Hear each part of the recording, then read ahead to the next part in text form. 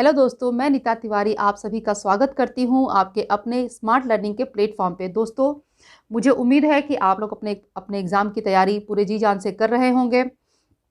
तो आज फिर मैं आपके लिए 20 जो सवाल हैं आपके वो लेकर के आई हूँ।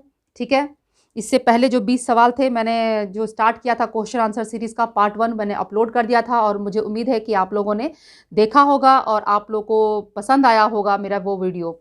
तो आइए आज के जो 20 सवाल हैं हम देख लेते हैं कि वो क्या है। ठीक है, तो चलिए फटाफट हम शुरू करते हैं।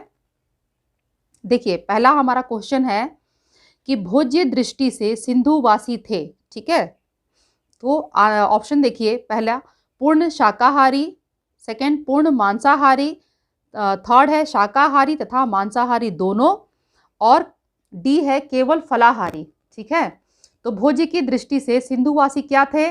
न तो वो पूर्ण शाकाहारी थे, ना ही वो पूर्ण मांसाहारी थे, और ना ही केवल वो जो थे फलाहारी थे, है ना। तो इसका मतलब कि इसका आंसर क्या होगा कि वो शाकाहारी और मांसाहारी दोनों ही थे।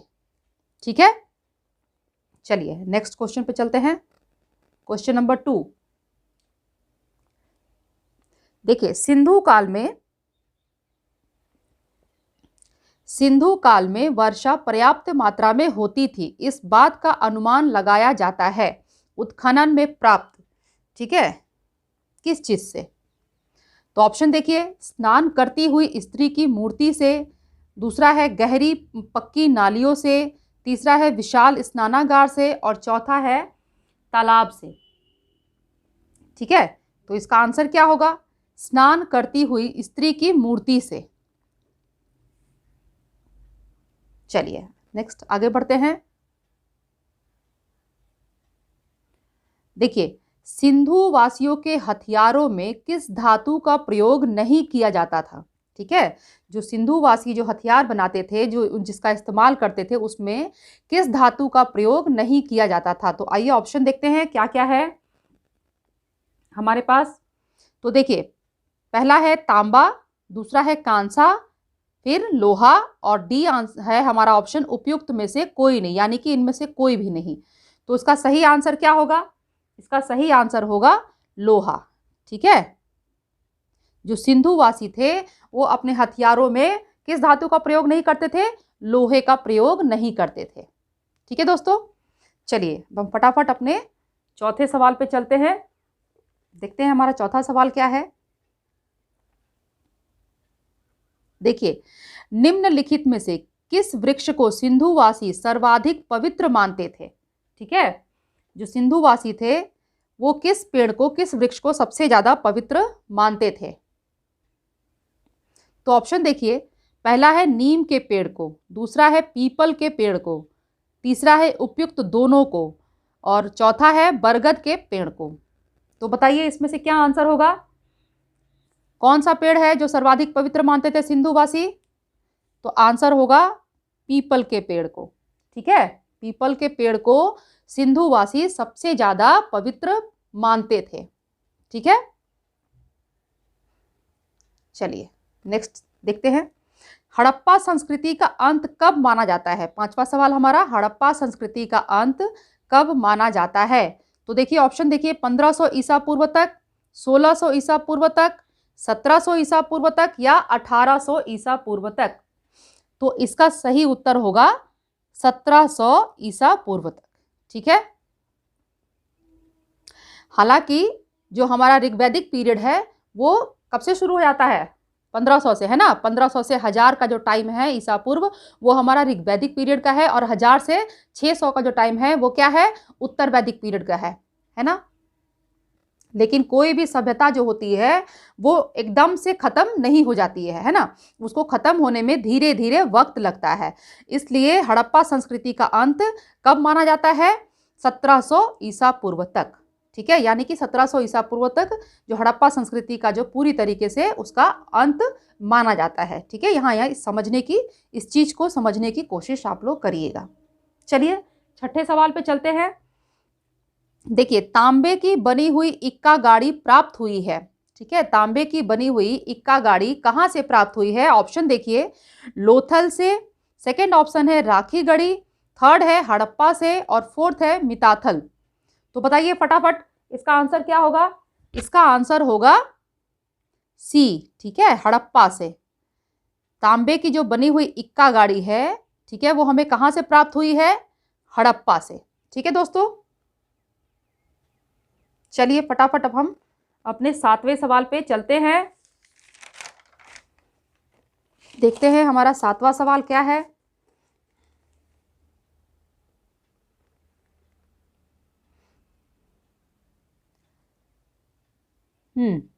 तो देखिए 7वां है कि सिंधु घाटी सभ्यता के उत्खनन में कुछ बटन के आकार की मुद्राएं प्राप्त हुई हैं। इन मुद्राओं पर निशान अंकित है। ठीक है, जो सिंधु घाटी सभ्यता में जो उत्खनन किया गया उसमें कुछ बटन के आकार की भी मुद्राएं हमें प्राप्त हुई हैं। तो इन मुद्राओं पर जो निशान अंकित है वो किसका निशान अंकित है। तो आइए देखते हैं ऑप्शन क्या क्या है हमारे पास। फर्स्ट ऑप्शन है स्वास्तिक, सेकंड है श्रीवत्स, थर्ड है मीन और लास्ट ऑप्शन है उपयुक्त में से कोई भी नहीं। तो इसका सही आंसर क्या होगा, स्वास्तिक। ठीक है, स्वास्तिक का जो निशान है वो हमें अंकित इन मुद्राओं पर मिली है। ठीक है, चलिए सारे जो क्वेश्चन हैं दोस्तों ये सभी मैंने आपके जो एग्जाम के पॉइंट ऑफ व्यू से ही रेडी किए हैं, इसलिए बहुत ही ध्यान से इन्हें सुनिएगा और पढ़िएगा। ठीक है, चलिए 8वां सवाल देखते हैं। मोहनजोदड़ो की सर्वाधिक चौड़ी सड़क जिसे राजपथ, ठीक है, जो सबसे चौड़ी सड़क थी उसे राजपथ कहा जाता था, उस सड़क की चौड़ाई थी कितनी। ऑप्शन देखिए 20 मीटर, 15 मीटर, थर्ड ऑप्शन है 10 मीटर और लास्ट ऑप्शन है 8 मीटर। तो जो राजपथ थी उसकी चौड़ाई, उस सड़क की चौड़ाई कितनी थी, 10 मीटर। ठीक है, जो सबसे मोहनजोदाड़ो की जो सबसे चौड़ी सड़क थी उसे राजपथ कहा जाता था और उस सड़क की चौड़ाई कितनी थी, 10 मीटर। ठीक है, चलिए आगे बढ़े। चलिए देखते हैं हमारा 9वां सवाल। देखिए 9वां हमारा सवाल है कि सिंधु कालीन मुद्राओं एवं बर्तनों पर चित्रित मिलता है। ठीक है, मुद्राओं एवं बर्तनों पर चित्रित मिलता है नीम का पेड़, सेकंड बबूल का पेड़, थर्ड ऑप्शन है उपयुक्त दोनों और लास्ट है कि कोई भी नहीं। ठीक है, तो इसका आंसर क्या होगा कि जो सिंधु कालीन मुद्राएं हैं और बर्तन हैं उन पे हमें नीम और बबूल दोनों के पेड़ का जो चित्रण है वो हमें वहां पर मिलता है, यानी कि उपयुक्त दोनों ही होगा इसका आंसर। ठीक है, चलिए अब हम आगे बढ़ते हैं अपने 10वें सवाल पर। देखिए हमारा 10वां सवाल क्या है। सिंधुवासी शक्ति का प्रतीक मानते थे। ठीक है, शक्ति का प्रतीक सिंधुवासी किसे मानते थे। ऑप्शन देखिए अश्व यानी कि घोड़ा, सेकंड ऑप्शन है गाय, थर्ड है भेड़ और लास्ट है बैल। तो किसे मानते थे बताइए, बैल को। ठीक है, सिंधुवासी जो थे वो शक्ति का प्रतीक बैल को मानते थे। चलिए आगे बढ़ते हैं 11वें सवाल पे। देखते हैं हमारा 11वां सवाल क्या है। कालीबंगा का उत्खनन कार्य कराया था। कालीबंगा का उत्खनन कार्य किसने कराया था। ऑप्शन देखिए Madhav Swaroop Vats, second option Balakrishna Thapar, third NG Majumdar और लास्ट है दयाराम साहनी। तो किसने कराया था, बालकृष्ण थापर ने। ठीक है, कालीबंगा का उत्खनन कार्य बालकृष्ण थापर ने करवाया था। ठीक है दोस्तों, चलिए फटाफट 12वें सवाल को देखते हैं क्या है। देखिए सिंधुवासी अपने खेतों की सिंचाई किया करते थे। ठीक है, सिंधुवासी जो थे वो अपने खेतों की सिंचाई करते थे, तो किस प्रकार से करते थे, किसके द्वारा करते थे। तो आइए ऑप्शन देखते हैं। फर्स्ट है नदियों के द्वारा, सेकंड नलकूप के द्वारा, थर्ड है हैंडपंप के द्वारा और डी उपयुक्त सभी। तो बताइए इसका आंसर क्या होगा। इसका आंसर होगा नदियों के द्वारा। ठीक है, सिंधुवासी जो थे वो अपने खेतों की सिंचाई नदियों के द्वारा किया करते थे। ठीक है, चले यहां तक आपको सब समझ में आ जाएगा। आगे बढ़ते हैं, देखते हैं हमारा 13वां सवाल क्या है। चलिए देखिए 13 क्वेश्चन है हमारा कि सिंधु वासियों द्वारा संभवतः किस वस्तु का प्रयोग नहीं किया जाता था। ठीक है, नहीं किया जाता था, यहाँ पर क्वेश्चन पे ध्यान दीजिएगा। ठीक है, तो फर्स्ट है खजूर, सेकंड है गेहूं, थर्ड ऑप्शन है शुद्ध की गई शक्कर और चौथा डेयरी में उत्पादित वस्तुएं। ठीक है, तो इसका आंसर होगा शुद्ध की गई शक्कर। ठीक है, चलिए फटाफट आगे बढ़ते हैं, 14वें सवाल पर चलते हैं। ठीक है, देखिए 14 सवाल हमारा क्या है, निम्नलिखित में से क्या सिंधु का बाग, इंपॉर्टेंट है ये। ठीक है, निम्नलिखित में से क्या सिंधु का बाग कहलाता है। ऑप्शन देखिए, संपूर्ण सिंध प्रांत, सेकेंड ऑप्शन है सिंध में सिंधु वासियों द्वारा लगाया गया बाग, थर्ड है सिंध का जंगल क्षेत्र और लास्ट है सिंध स्थित लारकाना जिले के आसपास का क्षेत्र। ठीक है, तो इसका सही आंसर क्या होगा, सिंधु का बाग क्या कहलाता है, कौन सा है, निम्नलिखित में से क्या सिंधु का बाग कहलाता है, तो जो सिंध स्थित लारकाना जिले के आसपास का जो क्षेत्र है। ठीक है, यानी कि ऑप्शन डी। ठीक है, और लारकाना क्या है, पाकिस्तान के सिंध प्रांत का जो एरिया है वो ही। ठीक है, लारकाना। चलिए, तो सिंध स्थित लारकाना जिले के आसपास का जो क्षेत्र है वो कहलाता है सिंधु का बाग। ठीक है, ये इंपॉर्टेंट है, ये याद रखिएगा आप लोग। चलिए 15वां सवाल देखते हैं क्या है आज का। उत्खनन में गोदी के अवशेष प्राप्त हुए हैं, गोदी यानी कि डॉकयार्ड है ना, तो उत्खनन में जो डॉकयार्ड है तो आप सभी जानते होंगे, ये भी बहुत ही इंपॉर्टेंट है। ये क्वेश्चन तो मुझे लगता है कि हर बार ही रिपीट होता है। ठीक है, तो उत्खनन में गोदी के अवशेष प्राप्त हुए हैं, कहाँ से अवशेष प्राप्त हुए हैं हमें बताइए। ये हमें संघोल से प्राप्त हुआ है, कालीबंगा से हुआ है, लोथल से या रोपड़ से, बताइए। तो ये हमें लोथल से प्राप्त हुआ है। आप सभी जानते हैं कि सबसे प्राचीन जो बंदरगाह है वो कौन सा है, लोथल ही है। ठीक है, तो लोथल से हमें गोदी के अवशेष प्राप्त हुए हैं। ठीक है, और क्या ये जो है लोथल जो है ये साबरमती और भोगवा नदी के संगम पर स्थित एक प्रसिद्ध बंदरगाह है ना, एक प्रसिद्ध बंदरगाह था।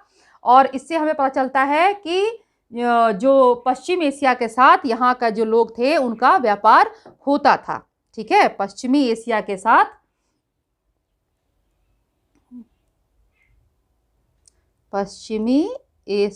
साथ इनका व्यापार होता था। ठीक है, चलिए नेक्स्ट क्वेश्चन पे चलते हैं। देखें 16वां सवाल क्या है हमारा।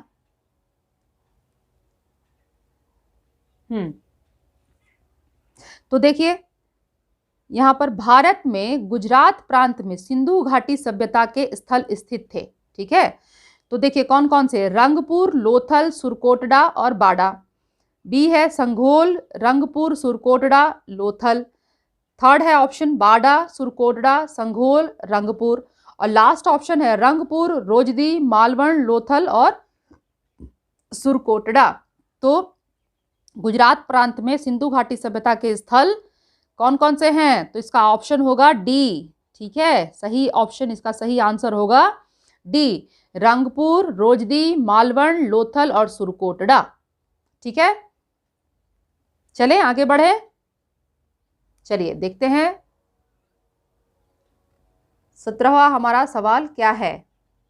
देखिए उत्खनन में बहुत संख्या में यानी कि बहुत ज्यादा मात्रा में मोहरें प्राप्त हुई हैं, अधिकांशतः ये मोहरें निर्मित हैं। ठीक है, जो उत्खनन में बहुत सारी मात्रा में जो मोहरें हमें प्राप्त हुई हैं तो उनमें से अधिकांश यानी कि बहुत सारी जो मोहरें हैं, मैक्सिमम, ठीक है, अधिकांशता का मतलब कि जो मैक्सिमम जो मोहरें हैं वो किस चीज़ से निर्मित है, किस चीज़ से बनी हुई हैं, तो बताइए स्वर्ण की यानी कि सोने, रजत यानी कि आपका क्या है चांदी, कांसे का या सेल खड़ी की, बताइए। तो ये भी बहुत ही इजी है और इम्पॉर्टेंट क्वेश्चन है, ये भी रिपीट होते रहता है। ठीक है, तो आप सभी जानते हैं कि जो अधिकांशतः मोहरें हमें प्राप्त हुई हैं वो किसकी प्राप्त हुई है, सेल खड़ी की। ठीक है, चलिए फटाफट 18वें सवाल पे चलते हैं।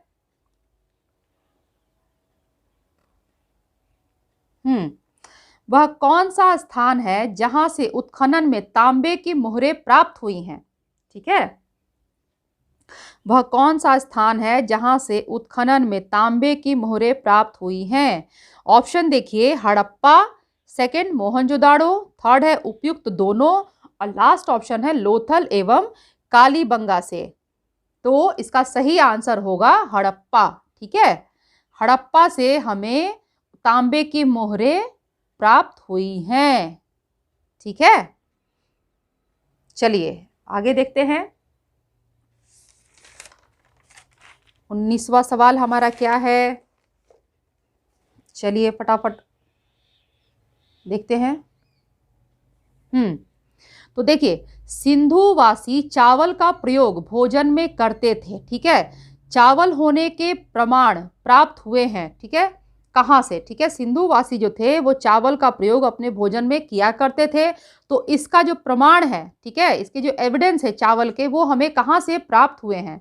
ऑप्शन देखिए, फर्स्ट है बनावली से, सेकंड है रोपड़ से, थर्ड है लोथल तथा रंगपुर, और लास्ट ऑप्शन है कालीबंगा से। तो बताइए, चावल होने के प्रमाण हमें कहाँ से प्राप्त हुआ है? लोथल एवं रंगपुर से।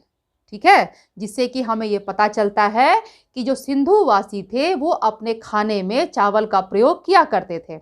ठीक है, चलिए अब आज का ये आखिरी सवाल है, आइए देख लेते हैं। देखिए, सिंधुवासियों की कौन सी आर्थिक क्रिया असत्य है? ठीक है, सवाल को जब पढ़िएगा तो पूरा पढ़िएगा, बीच में पढ़ करके उसका आंसर मत दीजिएगा, नहीं तो सारा जो आपका जवाब है वो गलत हो जाएगा। ठीक है, तो देखिए यहाँ है, सिंधुवासियों की कौन सी आर्थिक क्रिया असत्य है? तो पहला देखिए विदेशी व्यापार, सेकंड है पशुपालन, थर्ड है बैंक की व्यवस्था, और लास्ट है कृषि। ठीक है, तो आप सभी जानते हैं कि जो उनकी आर्थिक क्रिया थी, सिंधुवासियों की जो आर्थिक क्रिया थी, तो विदेशी व्यापार भी वो लोग किया करते थे, है ना, पशुपालन भी वो किया करते थे, कृषि भी किया करते थे, लेकिन बैंक की व्यवस्था नहीं थी।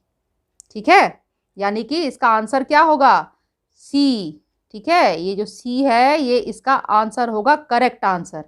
ठीक है, तो आज के ये हमारे 20 सवाल यहाँ पर खत्म होते हैं, और मैं उम्मीद करूंगी कि वीडियो देखने के बाद आप लोग को ये जो मेरा वीडियो है ये आप लोग को पसंद आएगा। और आपको यदि पसंद आ जाए मेरा वीडियो देखने के बाद तो आप इसे लाइक कर दीजिएगा। मेरे चैनल को अगर अभी तक आपने सब्सक्राइब नहीं किया है तो प्लीज़ मेरे चैनल को सब्सक्राइब कर लीजिए। बेल आइकन को दबाना बिल्कुल भी मत भूलिएगा, क्योंकि अभी बहुत सारे वीडियोज़ आपके लिए आने बाकी हैं, तो उसके नोटिफिकेशन आपको तभी मिलेंगे दोस्तों जब आप बेल आइकन को प्रेस करेंगे। और मेरे वीडियो को आप ज़्यादा से ज़्यादा शेयर भी करिए, ताकि आपके जैसे जो मेरे और जो दोस्त हैं, मेरे जो बच्चे हैं, वो जो सीटेट की तैयारी कर रहे हैं या केवीएस की तैयारी कर रहे हैं या किसी भी कॉम्पिटिटिव एग्ज़ाम की तैयारी कर रहे हैं, तो उनको भी मेरे वीडियो से लाभ मिल सके। ठीक है, उनका भी फ़ायदा हो सके, तो आप मेरे वीडियो को ज़्यादा से ज़्यादा शेयर भी करिए।